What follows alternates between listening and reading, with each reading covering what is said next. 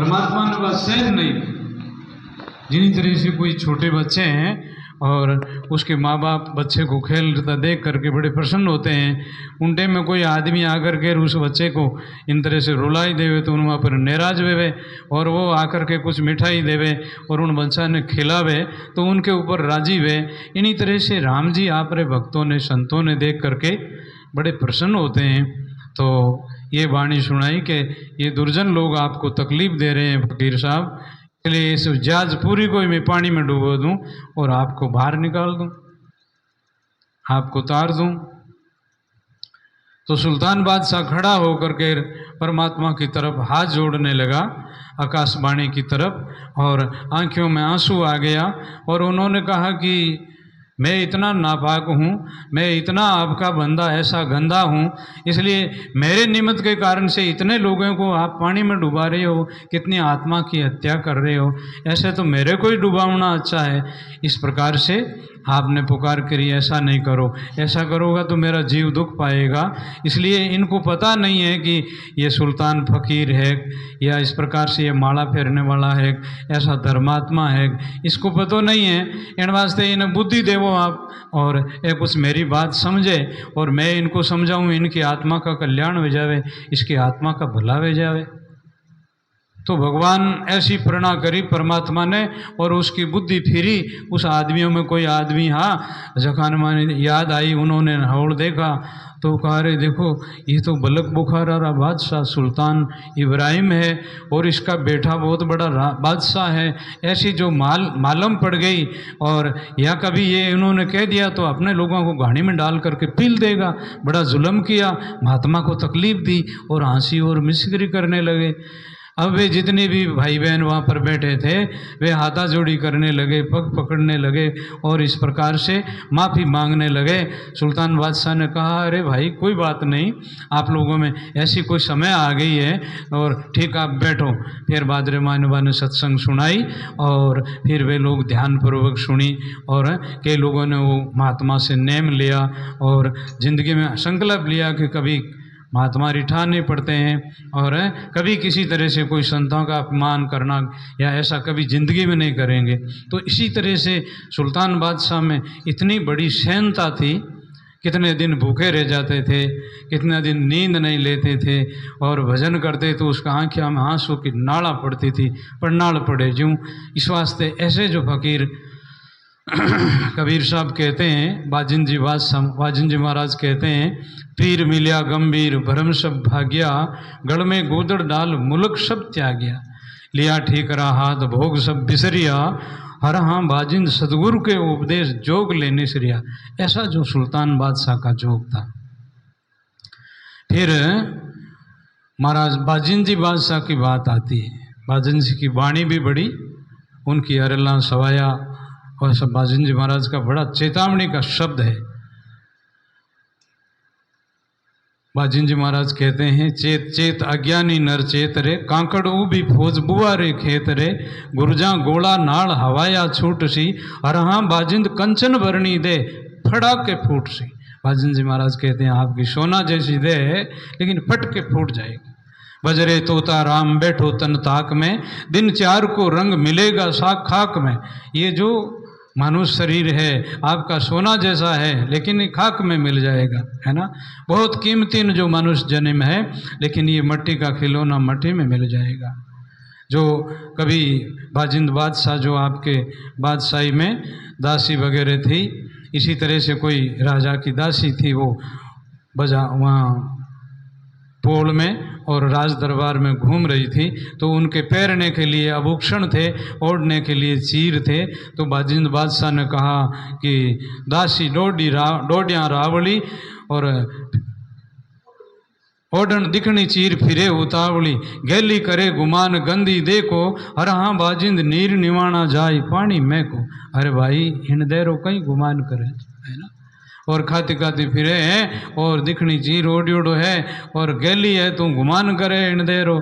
ये तो ज्यों पानी बरसे और निवाणा में जावे, इसी तरह से एक दिन वो शरीर कटने ही जाए।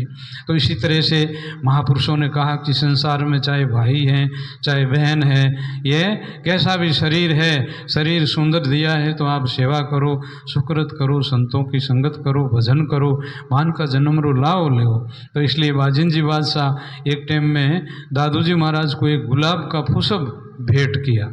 गुलाब का पुष्प ला करके और सुंदर एकदम खिला हुआ पुष्प दिया और कहा गुरुदेव देखो आप ये कितना पुष्प सुंदर है। तो दादू जी महाराज ने बाजिंद बादशाह के सामने देखा और देख करके कहा अरे क्या गुलाब को देख रहा है, तेरा स्वरूप है, तेरी आत्मा परमात्मा ही है, उनको देख कितनी सुंदर है ना।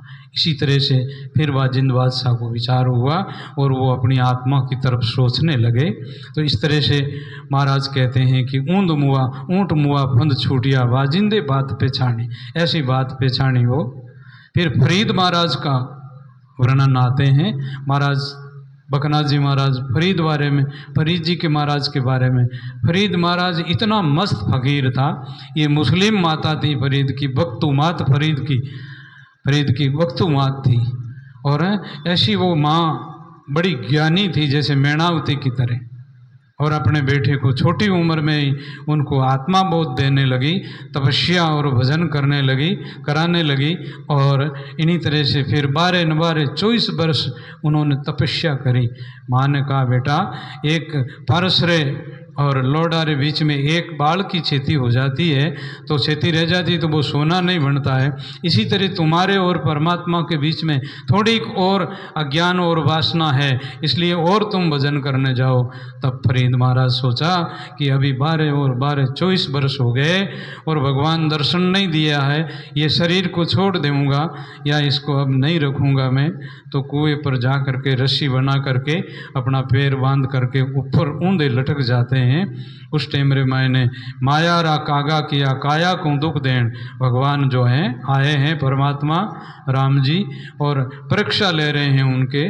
तो तपस्या से फरीद महाराज का शरीर जो है वो चमड़ा सूख गया है, खण इस तरह से मांस और खून उसमें नहीं है। कागा तुमसे विनती तू बढ़िया जीव राम को ढेर दे, माला दीजे डार मन को फेरना, हर हाँ पलटू दिल दरगारे मान आए कुएरना।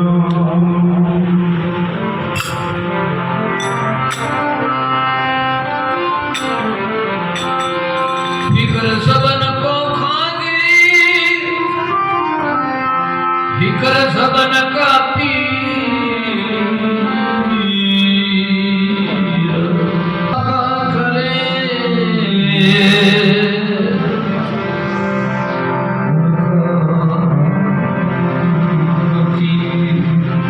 गई चिंता मिटी मनवा पे परवाह, कबीर जिनको चा नहीं वो साहन के चाहे जमारी चूड़ी सब नीचों की नीच, तू तो केवल ब्रह्म था चाहे न होती बीच।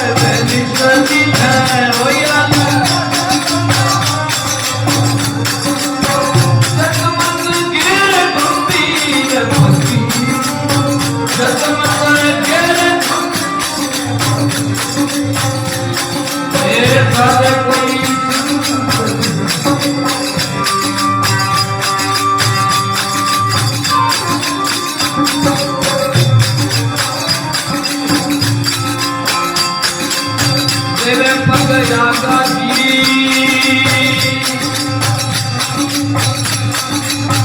हाथ नहीं मिले दे चाहिए धुल जाओ